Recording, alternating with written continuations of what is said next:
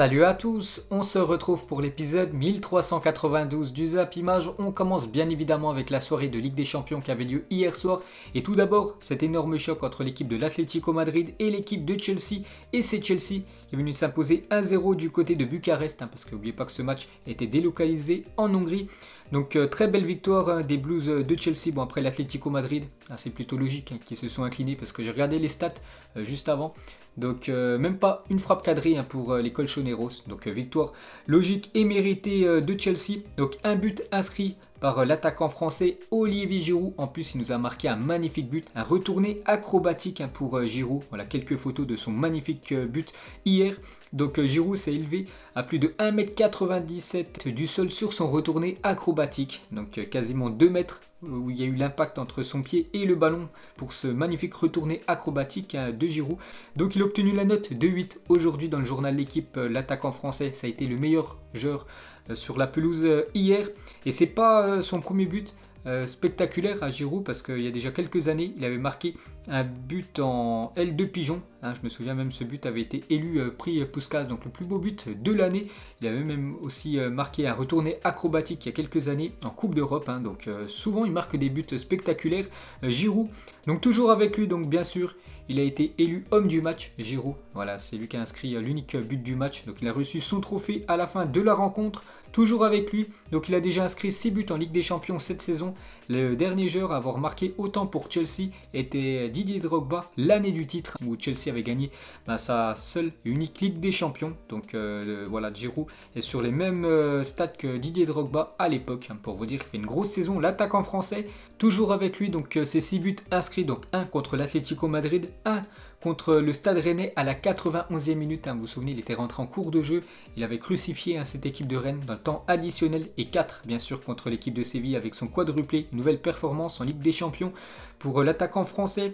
Toujours avec lui, donc Giroud, quel réalisme en Ligue des Champions cette saison. C'est un but toutes les 38 minutes à peu près pour Giroud. C'est lui qui a le meilleur ratio. Toujours avec l'attaquant français, donc avec 17 buts. Giroud est le meilleur buteur français sur la scène européenne sur les 3 dernières saisons. Pour vous dire qu'il confirme, malgré qu'il soit souvent sur le banc, quand il joue, il répond présent Giroud. C'est lui le meilleur buteur sur les 3 dernières saisons pour un joueur français. Ensuite, toujours avec Chelsea, donc la fin d'une longue disette en Ligue des Champions. Donc Chelsea, 7 ans après, en phase d'élimination directe de Ligue des Champions. Et c'est quand même incroyable. C'est leur première victoire depuis avril 2014. C'était une victoire contre le Paris Saint-Germain, 2-0. Donc là, on parle des matchs élimination directe. Ça faisait quasiment plus de 7 ans qu'ils n'avaient pas gagné lors d'un match élimination directe cette équipe des Blues.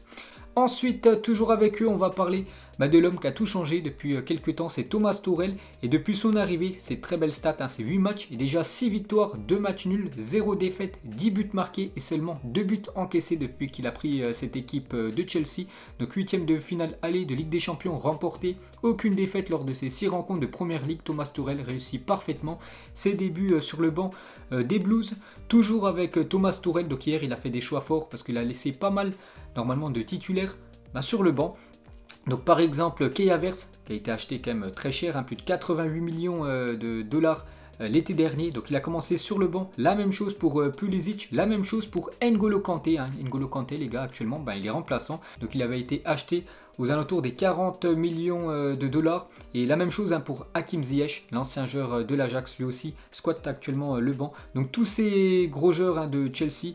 Hier, c'était un banc de plus de 425 millions de dollars investis par l'équipe des Blues. Et ils ont commencé tout simplement sur le banc. Et pour finir les gars avec cette équipe de Chelsea, on va parler de Mason Mount et Jorginho. Ne joueront pas le match retour face à l'Atlético Madrid. Les deux joueurs ont reçu un carton jaune. Donc s'ils prenaient un carton jaune, ils étaient suspendus pour le match retour. Donc ces deux joueurs-là ne seront pas là dans quelques semaines pour le match retour. Et pour finir les gars avec Chelsea, on va parler de Edouard Mendy. A gardé sa cage inviolée lors de 5 de ses 6 matchs en Ligue des Champions cette saison. Donc 5 clean sheets sur 6 matchs disputés en Ligue des Champions pour le gardien Edouard Mendy. Ensuite, on va parler rapidement de l'équipe de l'Atlético Madrid. Actuellement, c'est une période très compliquée pour eux. Déjà en championnat, par exemple, il y a quelques jours, ils se sont inclinés 2-0 contre l'équipe de Levante. Et ils voient surtout l'équipe du Real Madrid revenir très fort sur eux. Et en Ligue des Champions, ils sont déjà quasiment éliminés avec cette défaite hier. Et l'Atlético Madrid, donc hier, est devenu le 4e club espagnol de l'histoire à atteindre la barre des 100 matchs en Ligue des Champions après le Real Madrid 273, le FC Barcelone 264 et l'équipe de Valence 112 matchs de LDC. Et pour finir avec les clubs espagnols qui déçoivent énormément cette saison en Ligue des Champions, pourtant voilà, le football espagnol domine le football européen depuis pas mal d'années et les 3 premiers clubs espagnols en lice lors des 8e de finale de Ligue des Champions cette saison se sont tous inclinés, que ce soit le Barça, Séville et l'Atlético Madrid. Il ne reste plus que le Real Madrid qui joue ce soir. Ensuite, on va parler de l'autre match de la soirée d'hier. C'est la Lazio qui recevait le Bayern Munich, l'équipe championne d'Europe en titre. Et pas de détail, grosse victoire du Bayern Munich qui est déjà quasiment qualifié pour les quarts de finale avec une grosse victoire 4-1 à l'extérieur, un but de Lewandowski, Musiala, Sané et un but contre son camp. Donc le Bayern prend une très sérieuse option sur la qualification en quart de finale. Cette équipe bavaroise qui a complètement dominé l'équipe italienne, donc la balade romaine pour l'équipe du Bayern en Italie hier. On va parler de Robert Lewandowski, une fois de plus buteur, il a même reçu le trophée d'homme du match, Robert Lewandowski, félicitations à lui. Et avec son but, donc Robert Lewandowski devient ce soir le 3e meilleur buteur de l'histoire de la Ligue des Champions, derrière Cristiano Ronaldo, Lionel Messi, et maintenant il est à la 3e position, mais seul, parce qu'avant il était ex-aequo avec Raoul, mais maintenant Lewandowski, 72 buts en LDC. Ensuite, on va parler du jeune Jamal Musiala, 17 ans, est devenu le plus jeune joueur du Bayern Munich et le plus jeune anglais à marquer en Ligue des Champions. Félicitations à lui. Donc il a marqué un but hier avec son équipe du Bayern et les plus jeunes buteurs de l'histoire en phase d'élimination directe en Ligue des Champions. Donc actuellement, il est classé 2e, le jeune anglais, derrière Bojan, un ancien joueur du FC Barcelone. Ensuite, on va parler de Kimmich, a remporté 38 de ses 50 premiers matchs de Ligue des Champions, soit le plus grand nombre de victoires par joueur lors des 50 premières apparitions dans l'histoire de la compétition. Bien sûr, l'avenir Kimmich. Donc il a un sacré ratio parce qu'il a quand même 38 victoires sur ses 50 premiers matchs et c'est tout simplement le meilleur ratio. Et pour finir avec le Bayern est invaincu depuis 18 matchs en Ligue des Champions. Donc ils sont sur une série de... il y a 17 victoires et un match nul. Le match nul c'était contre l'Atlético Madrid. Il y a quelques mois, les Bavarois sont à un match de leur plus longue série en Ligue des Champions. Elle est de 19 matchs entre mars 2001 et avril 2002. Donc le record c'était 19 matchs sans perdre et actuellement ils sont à 18 matchs invaincus. Et pour finir sur cette rencontre, regardez la une du journal Carrière d'Elo Sport en Italie après la déroute de la Lazio hier contre le Bayern. Donc Blackout Lazio, donc en gros la Lazio est déjà quasiment éliminée. Ensuite, toujours avec la Ligue des Champions, ce soir, les 2 derniers 8e de finale. Donc ça sera l'Atalanta Bergame contre le Real Madrid et le Borussia Mönchengladbach contre Manchester City. Donc on va parler de tout ça. Donc déjà ce soir, avant les coups d'envoi, il y aura 1 minute de silence. Pourquoi ?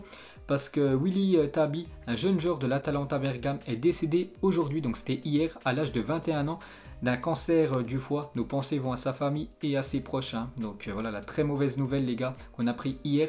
Donc ce jeune joueur de l'Atalanta Bergame est décédé à seulement 21 ans. Donc il est décédé d'un cancer. Donc grosse pensée à lui, grosse pensée à sa famille. C'est pour ça que ce soir il y aura 1 minute de silence avant les 2 matchs de Coupe d'Europe. Donc on continue les gars avec les matchs de ce soir. On va parler de l'Atalanta Bergame contre l'équipe du Real Madrid. Donc déjà la une du journal AS. Aujourd'hui c'est marqué « J'ai les meilleurs ». Zidane envoie un message de confiance à ses joueurs avant d'affronter l'Atalanta Bergame. Les Italiens ont marqué 3 buts ou plus dans presque la moitié de leur match. Le Real Madrid est sur une série de 4 victoires consécutives. Donc 2 grosses équipes qui se rencontrent ce soir en Ligue des Champions. Donc une déclaration de Zidane hier soir en conférence de presse. Il a dit « Nous faisons bien les choses dernièrement et nous voulons continuer. C'est un match différent, un match de Ligue des Champions, mais cela ne change rien. Pour nous, on connaît la difficulté du match, mais nous sommes concentrés pour espérer obtenir un résultat. Donc un bon résultat pour l'équipe du Real Madrid ce soir en Italie avec tous les blessés. Donc ce serait déjà de marquer ce but à l'extérieur qui est très important et pourquoi pas rien qu'un match nul. Je pense que ce serait un bon résultat pour l'équipe de Zidane. Toujours avec Zidane, il a dit gagner la Ligue des Champions. Il est clair que nous avons envie de donner le meilleur de nous-mêmes et d'arriver en finale. Chaque match est une finale et encore plus maintenant en phase élimination directe. Nous avons 2 matchs face à nous, mais nous pensons qu'à celui de ce soir. Donc on verra comment bien sûr va jouer ce Real Madrid ce soir. Cette fois-ci, une déclaration de Toni Kroos, lui aussi en conférence de presse hier, il a dit c'est les 8e de finale, nous jouons à l'extérieur et nous savons que ce sera un match très difficile pour moi, la Ligue des Champions débute maintenant, il nous manque des joueurs, mais il faudra être unis comme lors des derniers matchs. C'est vrai que ce soir il y a beaucoup de joueurs absents côté Real Madrid et toujours avec Toni Kroos, il a dit nous savons que ce sera un match difficile, pas seulement à cause des blessés, mais aussi car l'Atalanta Bergame est un très bon adversaire qui sait attaquer. On peut faire quelque chose offensivement, mais il va falloir aussi bien défendre pour obtenir un bon résultat. Ensuite, toujours avec le Real Madrid, attention à Casemiro ce soir, donc il est sous la menace d'une suspension. En cas d'avertissement reçu ce soir contre l'Atalanta Bergame, le Brésilien sera suspendu pour le match retour. Ensuite, cette fois-ci côté Atalanta Bergame, donc Gasperini, le coach, il a fait une déclaration avant le match de ce soir, il a dit: le Real Madrid est une des meilleures équipes du monde. Nous ne sommes pas favoris et nous n'avons pas l'obligation de nous qualifier, mais nous n'allons pas pour autant baisser la tête et dénaturer notre football. Donc il le dit quand même que le Real Madrid, bien évidemment, est favori pour cette double confrontation. Voilà, l'Atalanta Bergame, une équipe qui a découvert la Ligue des Champions, c'était la saison dernière, c'était leur première qualification, alors que le Real Madrid a déjà remporté 13 fois cette compétition. Donc bien sûr, le Real Madrid est quand même favori contre l'Atalanta Bergame pour la qualification, pas pour ce soir. Et toujours avec Gasperini, il a dit: un Real Madrid affaibli, le club se transcende en Ligue des Champions. On l'a encore vu l'autre fois contre l'Inter Milan. Malgré les difficultés, l'équipe a gagné des matchs compliqués et est revenue dans la course au titre de la Liga. Ça sera un match très difficile pour son équipe de Bergame.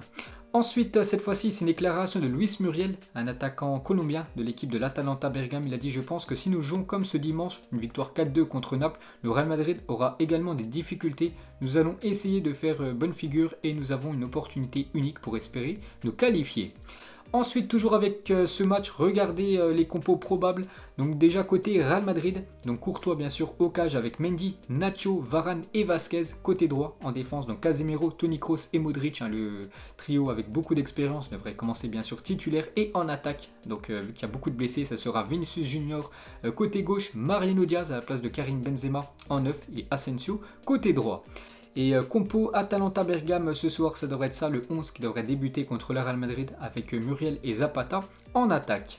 Ensuite, on va parler de l'autre match ce soir, le Borussia Mönchengladbach contre Manchester City. Un City est actuellement sur une série incroyable de 18 victoires d'affilée, toutes compétitions confondues. Donc ils affrontent cette équipe de Gladbach sur les 5 derniers matchs. Seulement une victoire pour l'équipe allemande. Ils préparent très mal ce choc ce soir contre City. Donc déjà Pep Guardiola l'a dit contre Lyon, donc il revient l'année dernière avec l'élimination de Manchester City en quart de finale contre l'OL. Contre Lyon, on a mieux joué qu'eux, on a perdu, mais on a mieux joué. Face au Borussia Mönchengladbach, on va essayer de mieux jouer et cette fois-ci gagner le match. Contrairement l'année dernière, vous avez mieux joué contre l'équipe de Lyon, mais à la fin du compte, ils avaient été éliminés, cette équipe de Manchester City. Et toujours avec ce match ce soir, regardez les compos probables. Donc déjà côté Manchester City, ça devrait être Sterling, Gabriel Jesus et Phil Foden en attaque avec Gundogan, Kevin De Bruyne et aussi Rodri en milieu de terrain. Et côté Borussia Mönchengladbach, Alassane Plea et même Marcus Thuram devraient commencer titulaires. Ensuite, direction la France, on va parler d'une info concernant le Paris Saint-Germain, pousse très fort dans le dossier Alaba. Et le PSG est intéressé par David Alaba et a fait une offre. On sait qu'il y a aussi le Real Madrid et aussi l'équipe du FC Barcelone. Mais le Paris Saint-Germain est officiellement dans la course pour David Alaba. Donc d'après Mohamed Bouafsi, donc un consultant de RMC très bien renseigné, tout ce qui touche au football. Donc il a dit sur son compte Twitter, le média allemand Bild confirme l'excellente information de Tanzi Loïc. Le PSG est dans la course pour Alaba. Le PSG a fait une offre au défenseur du Bayern Munich pour pouvoir le recruter lors du prochain mercato. Donc David Alaba en fait il veut pas prolonger du côté du Bayern parce qu'en fait lui et la direction bavaroise n'ont pas trouvé d'accord par rapport au salaire qu'il voulait toucher du côté du Bayern. C'est pour ça qu'il va quitter le club et le Paris Saint-Germain pourrait lui permettre de toucher le salaire qu'il veut, bien sûr si le joueur autrichien venait à signer du côté du Paris Saint-Germain. Donc affaire à suivre. Et toujours avec le PSG ciblerait aussi un autre défenseur, c'est Hector Bellerin. En vue du mercato estival, le club parisien souhaiterait le mettre en concurrence avec Alessandro Florenzi au poste de latéral droit. Ensuite, on va parler de l'équipe de France féminine qui jouait hier un match contre l'équipe de Suisse, donc victoire des Bleus 2-0, un doublé de la défenseuse Wendy Renard, donc parfait pour l'équipe de France féminine. On va parler aussi du match hier en première ligue entre l'équipe de Leeds United et Southampton, et Leeds s'est imposé facilement 3-0 contre Southampton. Les hommes de Marcel Bielsa s'imposent et remontent au classement. Actuellement ils sont 10e et ils sont quasiment maintenus. C'est l'objectif bien sûr du club de rester une saison de plus dans l'élite du football anglais. Et Rafinha qui a été buteur hier, énorme hommage de Rafinha après le décès de la mère de Ronaldinho il y a quelques jours. Elle est décédée du Covid, donc beaucoup de force à la famille Assi Moreira, reposez en paix. Donna Minguelina, donc la maman de Ronaldinho.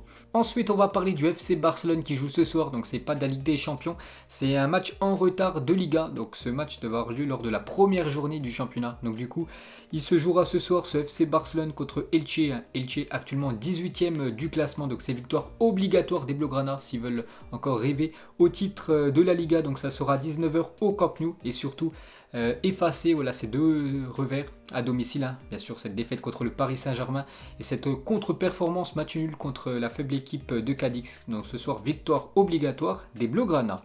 Ensuite, on va parler de Dani Alves et c'est la première fois depuis l'exercice 2004-2005 que Dani Alves va terminer une saison sans remporter un titre. Le légendaire arrière-droit du Barça avait débuté sa folle série depuis 2006 avec une Europa League remportée avec le FC Séville et toutes les années qu'on suivi, il a au moins remporté à chaque fois un trophée ou un titre avec les équipes où il a évolué. Et cette saison, vu qu'il est du côté de Sao Paulo, il n'a remporté aucun trophée. Et c'est la première fois que ça lui arrive. N'oubliez pas que Dani Alves est toujours le joueur le plus titré de l'histoire du football.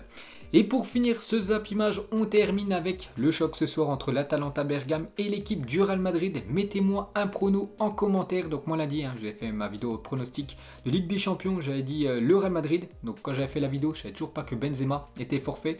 Je vais rester quand même sur une victoire du Real Madrid ce soir. Je vais dire 1-0 pour les Merengues ce soir du côté de Bergame. Donc voilà les gars, la fin de ce Zap Image 1392. Donc si ça vous a plu, un petit like et on se retrouve demain pour le prochain épisode. Ciao à tous!